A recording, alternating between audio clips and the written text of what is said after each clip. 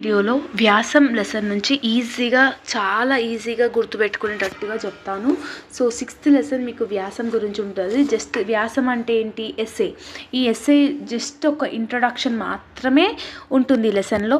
Just ఒక 2 to 3 minutesలో ఎలా గుర్తుపెట్టుకోవాలనేది ఈ వీడియోలో చెప్తాను నేను.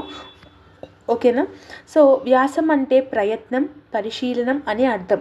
వీనిలో ప్రయత్నం వ్రాతకు, పరిశీలనం ఆలోచనకు సంబంధించింది. అంటే ఈ వ్యాసం అనేది ఆంగ్లంలో ఏమంటారు, ఎస్సే అని అంటారు. ఈ వ్యాసంని మనం ప్రయత్నం అంటారు. ప్రయత్నం అని ఎందుకు అంటున్నారంటే, ఇప్పుడు మనం ఒక ఇన్సిడెంట్ అయిందనుకో, దాని మీద మనము ఎస్సే రాయండి అని అంటారు చాలామంది స్కూల్స్లో, కాలేజెస్లో కూడా. ఎందుకు అంటే నీ యొక్క అభిప్రాయాన్ని తెలియజేయడానికే చెప్తున్నారు అనమాట. ఓకేనా? సో ఇది చాలా ఇంపార్టెంట్.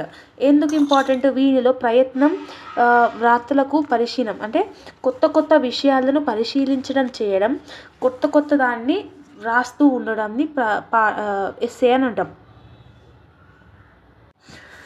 వ్యాసంని ఆంగ్లంలో ఎస్సే అంటారు. దీన్ని తూచడం, పరిశీలించడం, వివరంగా రాయడం అని అర్థం. సో ఇప్పుడు మనం ఏదైనా ఒక ఇన్సిడెంట్ అయిందనుకో, దాన్ని మనం వ్యాసంలాగా రాస్తాం కదా, అంటే దాని మీద నీ ఒపీనియన్ ఏంటి అనేది రాస్తాం. సో ఎస్సే అనే ఇంగ్లీష్లో అంటారని చెప్తున్నారు. సో విశేషంగా చెప్పుకోవడం దీని లక్షణం. అంటే బ్రీఫ్గా, ఇన్ డీటెయిల్డ్గా చెప్పడాన్ని ఎస్సే అని అంటాం. ఎస్సేలో ఏం చేస్తాము, ఇన్ డీటెయిల్గా మనం ఒక టాపిక్ గురించి నీ ఒపీనియన్ ఏంటి, అసలు ఏమైంది, అసలు ఎట్లా అయింది అనే దాని గురించి చెప్పడం అనేది జరుగుతుంది. ఓకేనా? సో నెక్స్ట్ చరిత్ర.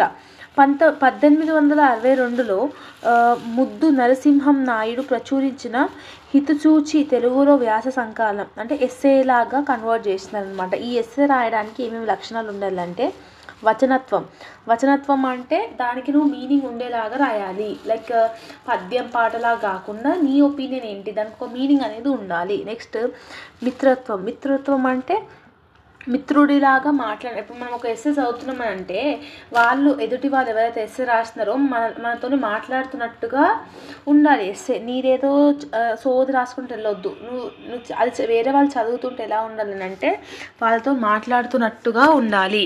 నెక్స్ట్ హాస్యసత్వం అని అంటే ఏంటంటే, హాస్యం ఆహ్లాదాన్ని శక్తి కలిగజేస్తుంది. అంటే కొంచెం నువ్వు ఎలా అయితే రాస్తున్నావో దూరం చేకూర్చకుండా కొన్ని లక్షణాలు అనేది అలాగే రాయాలి.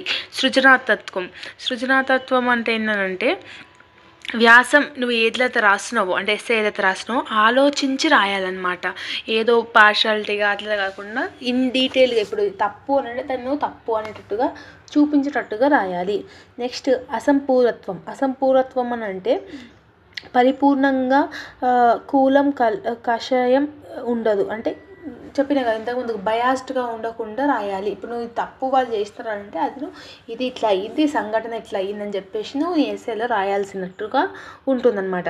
నెక్స్ట్ వ్యక్తిత్వం అంటే ఏంటంటే, రచయిత వ్యాసాన్ని ఎలా రాసినా అందులో పాఠకులు మాట్లాడుతున్నప్పుడు తన అవగాహనాన్ని, అనుభవనేతాన్ని కావాలి. రచయిత వ్యక్తిత్వం పెరిగి, అంటే లైక్ ఏదైతే మనం ఎస్సే నేర్చుకుంటున్నామో, నువ్వు రాసిన ఎస్సే వేరే వాళ్ళు చదువుతున్నప్పుడు అది వాళ్ళకి అర్థమయ్యేటట్టుగా, పర్సనల్గా అర్థమయ్యేటట్టుగా లాగా ఉండాలి అని చెప్పి నేను చెప్తున్నాను అనమాట. ఈ 7 పాయింట్లు అనేది చాలా ఇంపార్టెంట్. కొంచెం గుర్తుపెట్టుకొని రాయండి. మనం ఎస్సే నార్మల్గా ఎలా రాస్తాము, first paragraph, second paragraph, third paragraph, అట్లా పారాగ్రాఫ్ లైఫ్గా ఎట్లా రాస్తాము, టైటిల్ ఇంపార్టెంట్ అని కూడా చెప్పి రాసేయచ్చు. ఇది 6th లెసన్. ఓకేనా?